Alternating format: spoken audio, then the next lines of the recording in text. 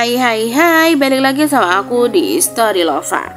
Film kali ini berlatar belakang di sebuah desa terpencil di negara Chili, tepatnya pada 1881, dan kisah akan berfokus pada seorang gadis remaja keturunan suku Indian bernama Rosa, di mana di umurnya yang masih sangat belia, Rosa sudah bekerja sebagai pelayan di sebuah keluarga berkebangsaan Jerman, sekaligus pemilik peternakan domba terbesar yang terdiri dari Tuan Stefan sebagai kepala keluarga, kemudian ada sang istri dan kedua anak laki-lakinya bernama Prancis dan Prosen.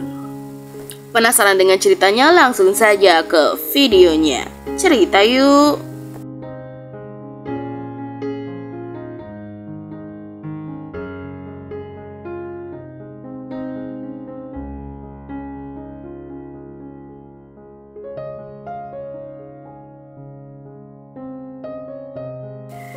Pagi itu, seperti biasa, Rosa memulai aktivitasnya berjalan kaki menuju ke rumah Tuan Stefan dengan lebih dulu melewati 2 ekor anjing galak milik sang majikan. Lalu kemudian ia pun segera menyiapkan sarapan pagi untuk keluarga tersebut.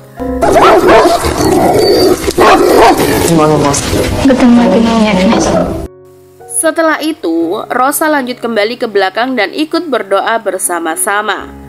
Namun di sini tiba-tiba ia mendengar sesuatu dari arah peternakan hingga membuatnya menjadi penasaran dan segera berlari keluar rumah. Di mana saat itu Rosa harus dibuat terkejut ketika melihat semua domba milik Tuan Stefan sudah mati terkapar tanpa sedikit pun ia mengetahui tentang apa yang sebenarnya terjadi kepada domba-domba tersebut, dengan tali simpul yang melingkar di setiap lehernya masing-masing.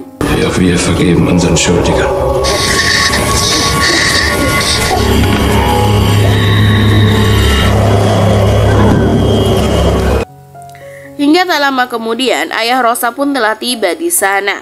Kala itu Tuan Stefan menunjukkan tali simpul yang sekaligus langsung mencurigai ayah Rosa, lantaran ia sangat yakin kalau tali simpul tersebut hanya dimiliki oleh suku Indian, yang tentu saja langsung dibantah olehnya. Somos trabajadores acá, son los indios. No lo sé, ¿dónde Stefan? Kemudian Tuan Stefan tiba-tiba menyeret Rosa lalu menekan kepala gadis itu ke salah satu bangkai dombanya. Hal tersebut tentu saja langsung membuat ayah Rosa tak terima. Ia pun mendorong Tuan Stefan lalu menyuruh Rosa agar segera pulang. Kemudian mengeluarkan pisau kecilnya lalu berjalan perlahan mengikuti Tuan Stefan. Begitupun dengan Tuan Stefan sendiri yang langsung melepaskan kedua anjing ganasnya untuk menyerang ayah Rosa.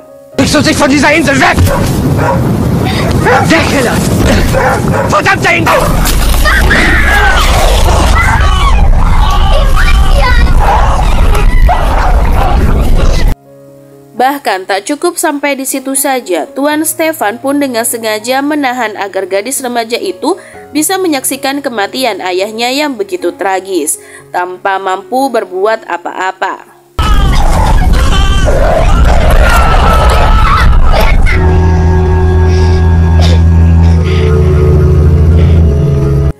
Tak ayal, sekarang ia pun hanya bisa meratapi kematian sang ayah, sendirian menangis sepanjang hari tanpa henti, seolah sudah tergambar jelas perjalanan bertahan hidupnya ke depan tanpa adanya sosok sang ayah yang kini telah tiada untuk selamanya.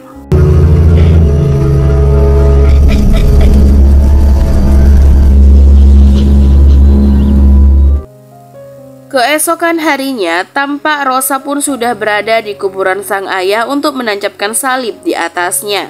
Namun tak lama kemudian keluarga Stefan pun datang, di mana saat itu istrinya mencabut salib tersebut lantaran ayah Rosa bukan beragama Kristen. Hal tersebut tentu saja membuat Rosa semakin bertambah sakit hati. Dengan kesal ia pun merebut kembali salibnya, lalu memilih segera pergi dari sana, seraya menyimpan dendam yang begitu besar terhadap mereka. Я glaubte nicht an den Herrgott, mein Kind.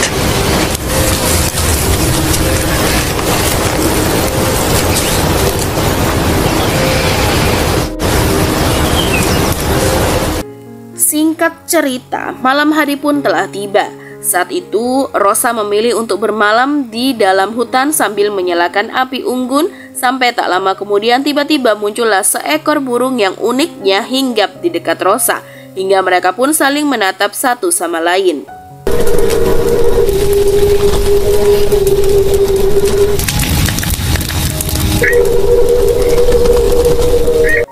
Lanjut, di keesokan harinya, tampak Rosa pun sudah pergi meninggalkan desa untuk menemui wali kota guna meminta keadilan atas kematian sang ayah. Namun sial, di sini sang wali kota sama sekali enggan berurusan dengan keluarga pendatang dan dengan tegas menolak mentah-mentah kalau dirinya tidak bisa membantu. Bahkan ia pun dengan tega menyampaikan jika ayah Rosa itu mati karena telah digigit anjing, sehingga mana mungkin dirinya bisa memenjarakan anjing-anjing itu. Un perro de decirte las cosas como son. Sebuah perkataan yang seketika membuat Rosa merasa sakit hati. Kemudian ia pun memilih untuk meninggalkan sang wali kota. Dengan perasaan kecewa, lalu mendatangi sebuah gereja dan bertemu dengan seorang pastor, berharap kalau ia bisa mendapatkan dukungan dari pemuka agama tersebut. Justicia Chile. Ahora venir a pedírselo a Dios. Entonces. Pero no te has pedido justicia a ti. Sudah menikmati teh hangat pemberian sang pastor, Rosa disarankan agar ia sebaiknya mencoba meminta bantuan kepada pria bernama Matteo. Matteo merupakan seorang keturunan Indian yang memiliki kekuatan sihir kuno yang kini tinggal di dalam hutan. Dan singkatnya, tanpa menunggu lama, Rosa pun langsung bergegas pergi menuju ke rumah Matteo. ¿Quieres pecho, niña? Pero no vine solo por eso. Setelah menjelaskan tentang maksud dan juga tujuan Rosa datang ke sana, ia pun akhirnya diizinkan masuk ke dalam meskipun harus tidur di sebelah kandang babi.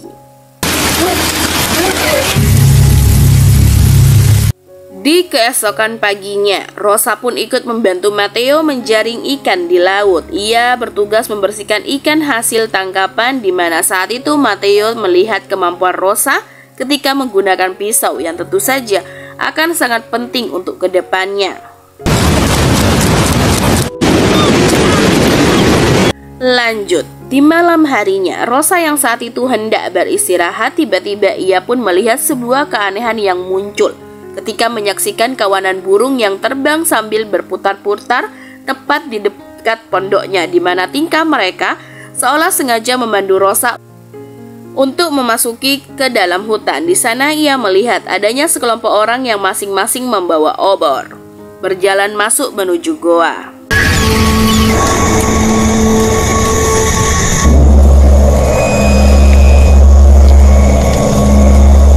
Dan karena merasa penasaran, Rosa pun diam-diam mengikuti mereka dari belakang. Namun anehnya, gua itu ternyata merupakan sebuah jalan buntu, dan orang-orang tersebut tiba-tiba menghilang begitu saja tanpa meninggalkan jejak.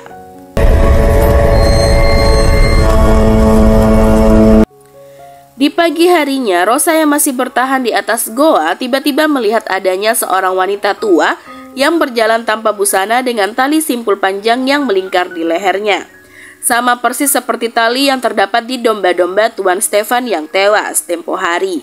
Di sini Rosa pun mulai bisa menyimpulkan kalau kelompok Matteo lah ia menjadi pelaku di balik matinya domba-domba Tuan Stefan, yang itu berarti secara tidak langsung penyebab kematian sang ayah.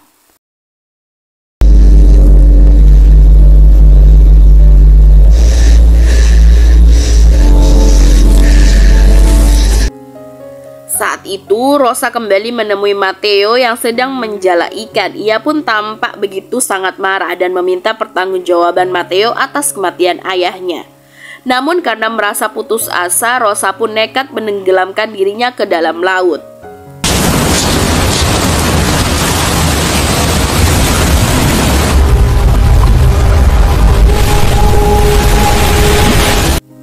Beruntung Matteo yang menyadari aksinya itu langsung segera menolong gadis remaja tersebut, lalu membaringkan Rosa sambil dikelilingi oleh bangkai burung yang dipercaya dapat menghilangkan perasaan negatif dari dalam dirinya.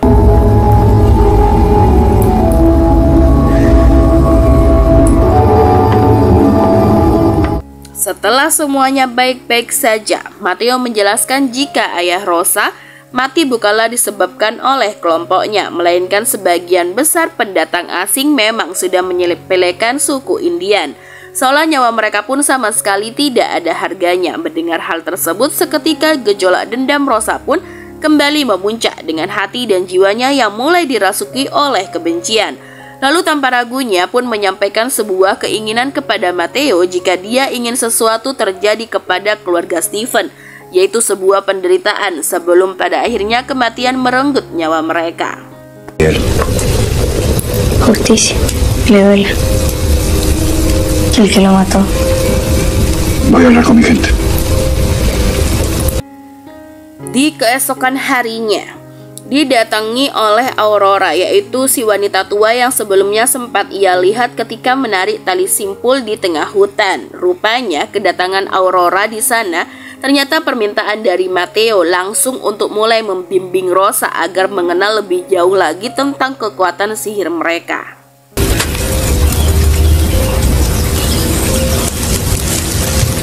Di momen itulah Aurora menjelaskan bahwasanya suku Indian telah lama tersisihkan dari tanahnya sendiri semenjak kedatangan para warga asing, dan hanya kekuatan sihirlah yang mampu melawan ketidakadilan terhadap kaum mereka. Le tuvo que regalar su libro de brujo a la India. Tomamos lo que servía.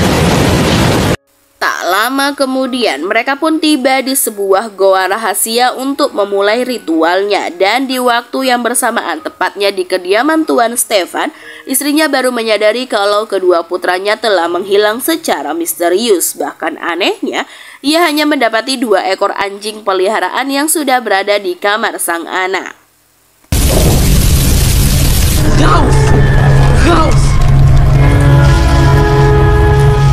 Kemudian di malam harinya, wali kota bersama warga ikut membantu mencari kedua anak Tuan Stephen ke dalam hutan. Namun di sini istrinya justru malah menyampaikan keyakinan jika kedua anaknya itu telah berubah menjadi 2 ekor anjing peliharaan. Mendengar hal tersebut, Stephen yang memiliki pemikiran skeptis tentu saja menolak keyakinan istrinya itu. Berbeda dengan sang wali kota yang membenarkan keyakinan istri Stephen, di mana ia memang sering melihat tentang kemampuan sihir suku Indian yang bisa merubah wujud manusia menjadi hewan, sehingga saat itu ia pun langsung mencurigai Matteo yang merupakan pemimpin suku Indian yang ada di pulau ini.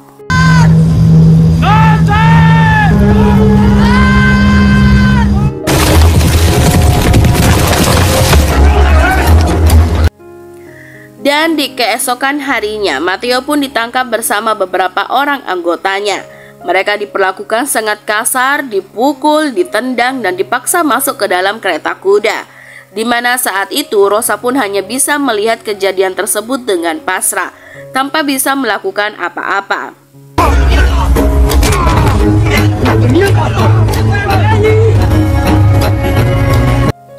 Namun sejak penangkapan Matteo, rupanya sang wali kota mulai merasakan ketakutan dan kegelisahan dengan membayangkan bagaimana jika para penyihir mencelakai kandungan istrinya yang tengah berbadan 2, sehingga mau tidak mau sang wali kota pun harus bekerja keras untuk bisa memenangkan persidangan agar Matteo dan kelompoknya segera dieksekusi mati. Singkat cerita, persidangan pun telah dimulai dengan Rosa yang memasuki ruang persidangan lalu berdiri paling depan tepat mengarah kepada Tuan Stephen dan istrinya. Di sini wali kota berusaha mendesak Matteo agar ia mengakui perbuatannya, yaitu telah membunuh hewan ternak Tuan Stephen dan menghilangkan kedua anaknya. Namun karena belum adanya cukup bukti atas tuduhan tersebut, sang wali kota pun harus terpaksa menangguhkan proses persidangan. Porque se le acusa de la muerte de niños desaparecidos. Desaparecen. Si no lo veo. O aparecen, todos ustedes se van a bala. Kemudian Rosa pun tak lupa untuk menjenguk Matteo di penjara, sekaligus bertanya apa yang harus ia lakukan selanjutnya. Namun Matteo yang tak ingin sesuatu yang buruk terjadi kepada gadis kecil ini, ia pun justru menyuruh Rosa agar segera meninggalkan pulau tersebut dan juga berpesan agar Rosa membakar rumahnya untuk menghilangkan barang bukti. Quiero estar aquí y quiero ayudar. Quema de casa. Tak ingin membuang waktu, Rosa pun lantas pergi ke rumah Matteo sebelum pihak wali kota menggeledah tempat tersebut. Dan setibanya di sana, ia harus dikejutkan dengan kemunculan 2 ekor anjing peliharaan Stefan di belakang rumah. Lalu mendapati banyak cacing berjatuhan dari atap berserakan di lantai yang cukup terlihat menjijikkan.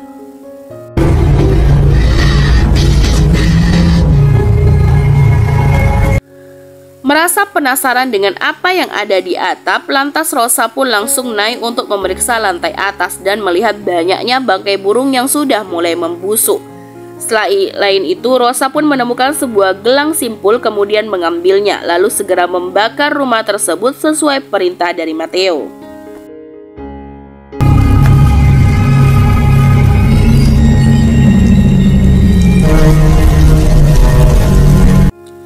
Di keesokan harinya, kita pun melihat Matteo dan kelompoknya sudah diikat di pinggir pantai dengan kondisi punggung mereka yang penuh dengan luka cambuk. Ditambah kandungan garam dari air laut tentu saja menambah luka mereka semakin terasa perih. Di mana hal tersebut adalah metode dari sang wali kota agar Matteo dan kelompoknya mau mengakui perbuatannya.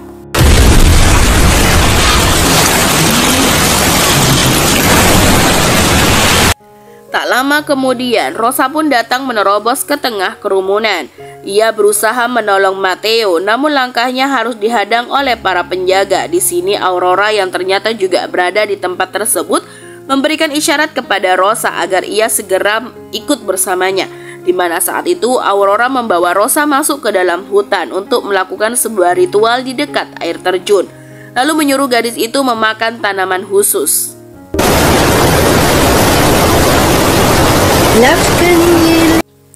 Lantas, ia pun lanjut berjalan menuju ke tengah air terjun, diikuti oleh Aurora sendiri yang mengiringi langkahnya dengan nyanyian mantra-mantra. Dan di momen inilah, Rosa pun mulai menyadari bahwa sekarang ia sedang berada di dalam gua rahasia yang tak sembarangan orang bisa berada di sana. Di mana saat itulah, Rosa menemukan potongan kulit manusia yang telah dijahit satu sama lain.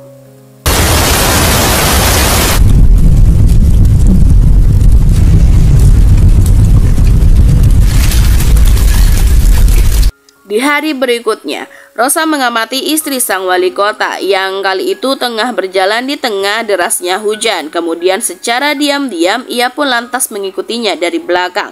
Lalu mendatangi si istri sang wali kota dan mulai berpura-pura sedang membutuhkan tempat berteduh.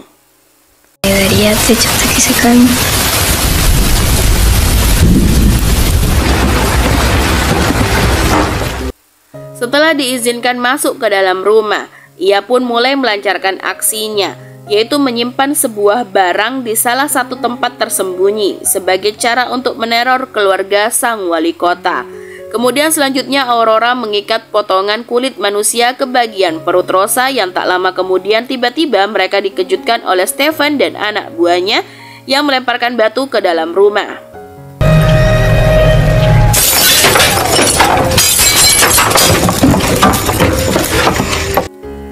Rupanya, Stefan sudah mulai mencurigai Rosa ikut terlibat dalam kasus anak-anaknya yang menghilang. Lalu mereka berdua pun langsung dibawa ke ruangan pengadilan beserta barang bukti yaitu potongan kulit manusia yang dipajang di tengah ruangan sidang.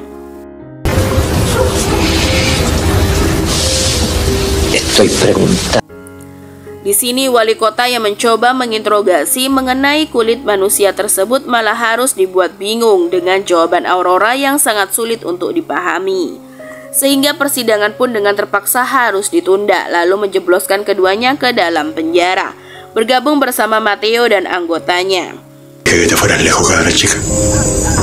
Dan saat itulah Matteo pun sempat memarahi Rosa lantaran ia sama sekali tak menuruti perkataannya agar segera pergi dari pulau ini. Namun Rosa menyampaikan jika dirinya telah mempelajari banyak ilmu sihir dari Aurora.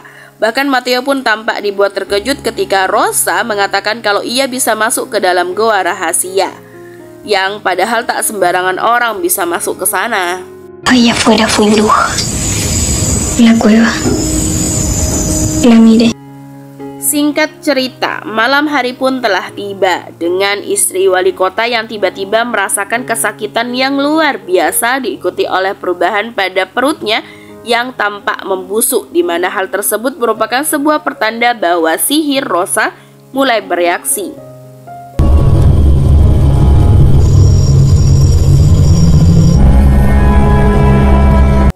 Hingga tak lama kemudian sang wali kota pun masuk ke dalam sel penjara dengan wajah yang panik, pucat pasi. Di sini ia pun mencoba meminta bantuan kepada Matteo dengan imbalan akan membebaskan mereka semua. Dan awalnya Matteo menolak untuk membantu sang wali kota.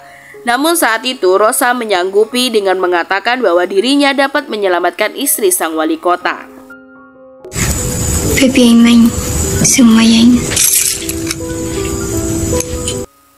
Sesampainya di sana, Rosa pun lantas mengambil benda yang sebelumnya telah ia simpan di rumah sang wali kota. Lalu Matteo pun membakar benda tersebut untuk melepaskan pengaruh sihirnya.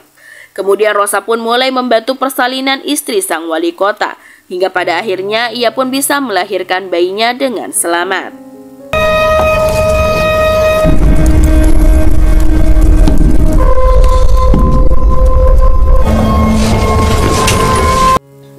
Mengetahui istri dan anaknya sudah dalam keadaan selamat, sang wali kota pun sangat berterima kasih dan berjanji akan membebaskan mereka di persidangan nanti. Muchas gracias. Keesokan paginya, Stefan dan istrinya mengunjungi rumah wali kota untuk memberikan hadiah mainan berupa patung domba. Namun tentu saja ini bukanlah semata-mata sebuah hadiah, tetapi patung tersebut merupakan simbol ancaman jika sampai wali kota berani meloloskan Matteo dan anggotanya dari hukuman mati. Setelah mendapatkan ancaman dari Tuan Stefan, sang wali kota pun akhirnya harus terpaksa mengingkari janjinya kepada kelompok Matteo, di mana dalam persidangan kali ini wali kota menyatakan barang bukti itu potongan kulit manusia yang ia klaim sebagai kulit dari anak-anak Tuan Stefan. Dengan keputusan akhir kalau Matteo dan kelompoknya kini resmi telah dijatuhi hukuman mati. De piel humana, posiblemente de uno de los niños desaparecidos, con la recta provincia pasan a paredón.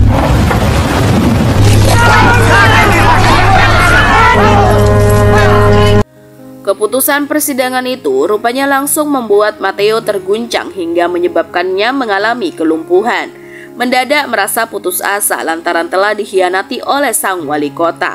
Ia pun kemudian menyuruh Rosa agar membuatkan racikan racun dari tumbuhan yang ia simpan di dalam tasnya.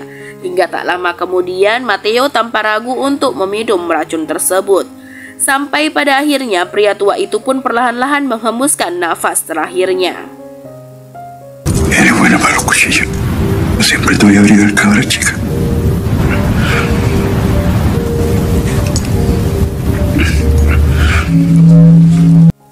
Selanjutnya, saat itu Rosa menguliti kulit Matteo untuk kemudian dijadikan media ritual, sebuah ritual kuno yang dimiliki oleh suku Indian penganut ilmu hitam, di mana ritual tersebut bisa membuat Rosa dapat memasuki tubuh seekor anjing.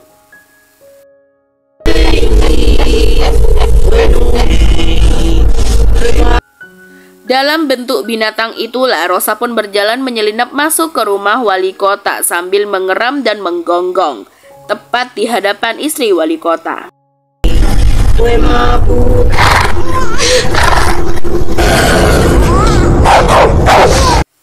Dengan perasaan takut, sang wali kota pun tiba-tiba muncul sambil menodongkan senjatanya. Namun sepertinya di sini ia sudah tahu tentang siapakah sebenarnya anjing tersebut.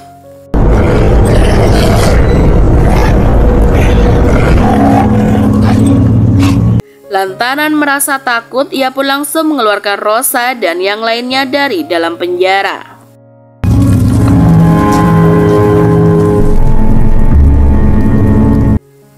Setelah terbebas dari penjara, Rosa pun tak lupa untuk datang ke lokasi pemakaman sang ayah, lalu tidur sejenak di atas kuburan ayahnya, seakan sedang memberitahu ayahnya jika tak lama lagi dirinya akan membalaskan dendam kematiannya.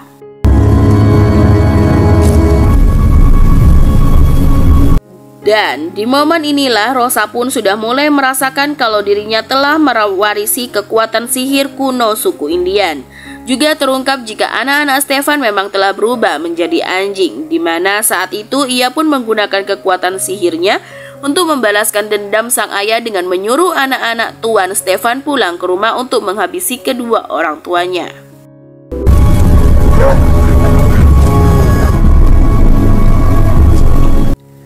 Setelah semuanya berlalu, Rosa pun kini mulai menjalani kehidupan barunya bersama warga suku Indian tanpa adanya gangguan dari pihak luar, dan kekuatan sihir yang kini dimilikinya telah membuat Rosa terpilih menjadi pemimpin kelompok tersebut, menggantikan peran Matteo. Lalu film pun berakhir.